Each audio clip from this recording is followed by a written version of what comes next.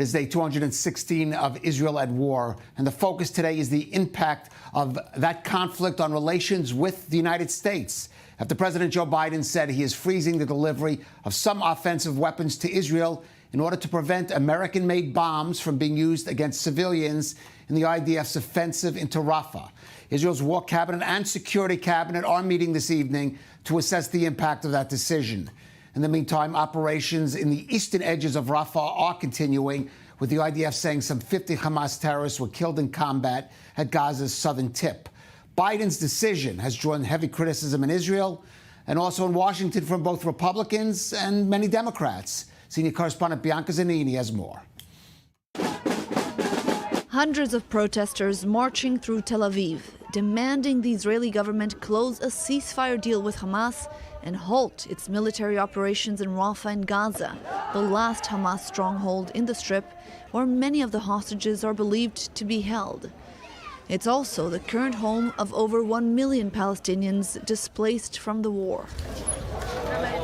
This Wednesday, in an interview with CNN, U.S. President Joe Biden said if Israel launches a major operation in Rafah, as it has promised, he will block the delivery of weapons like artillery shells and bombs for fighter jets that Israel could use in an assault on urban areas of Rafah.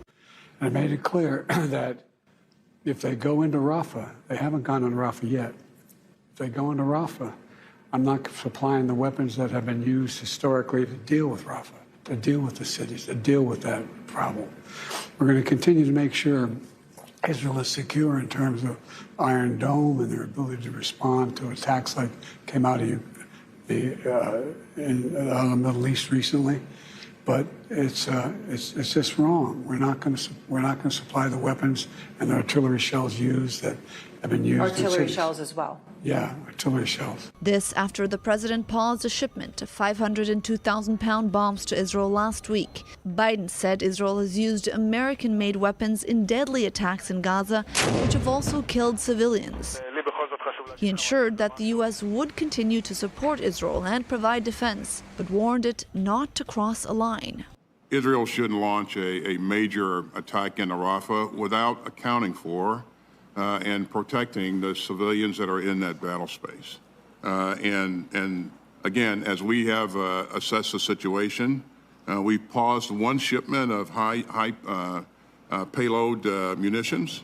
And again, I think we've also been very clear about the steps that we'd like to see Israel take to account for and take care of those civilians before major combat takes place. The president's threats to halt the weapons supply to Israel in a time of war has caused anger and disappointment in Jerusalem, including from far-right National Security Minister Itamar Ben-Gvir, who wrote on social media, "Hamas loves Biden." Also domestically in the United States, the president is being criticized by Republicans and pro-Israel Democrats. This is obviously an extremely challenging situation. I think the last thing we ought to be doing is telling our Democratic allies you ought to have an election or you ought not to conduct this war in a certain way. President Biden's comments are the toughest warning yet to Israel that the support of its closest, most significant ally is not unconditional. Well, let's go to our Natasha Kirchak. She's outside IDF headquarters in Tel Aviv. And we see the demonstrators. A frustrating day, I can only imagine, and an evening for them, Natasha.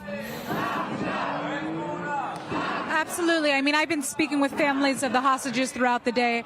And listen, at this point, they're absolutely devastated. They're living in a state of despair. They feel that they have lost all hope in their own government in terms of securing a deal that's going to see their loved ones come home alive.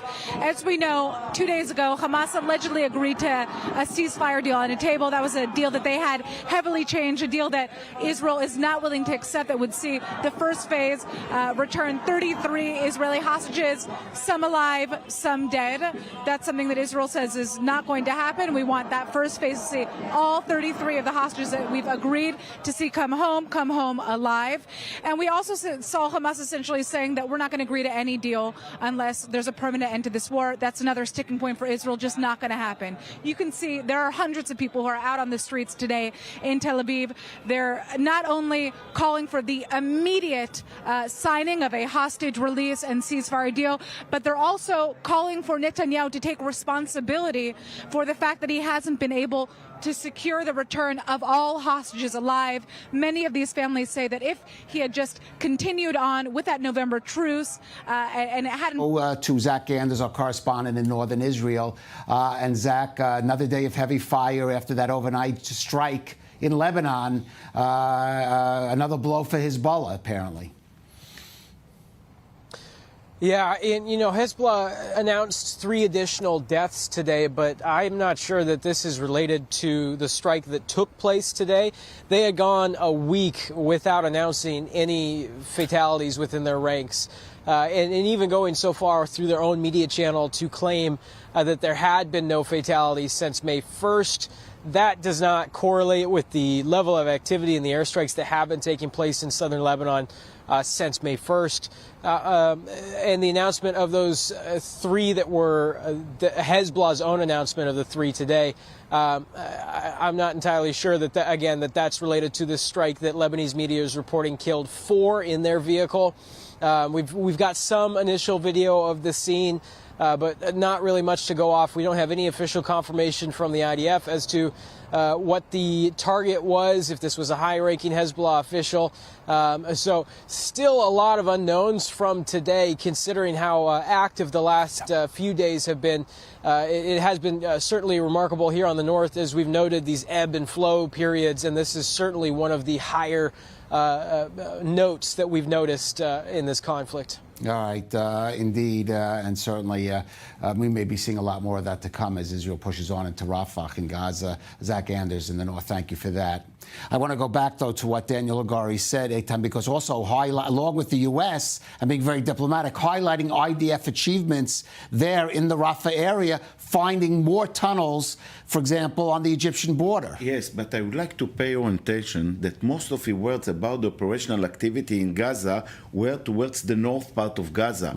In my opinion, by Israel achievement, the strategic asset of holding the north part of Gaza, this is the main card that Israel has in its hand to force Hamas to go for such agreement, because you succeed to control geographic area.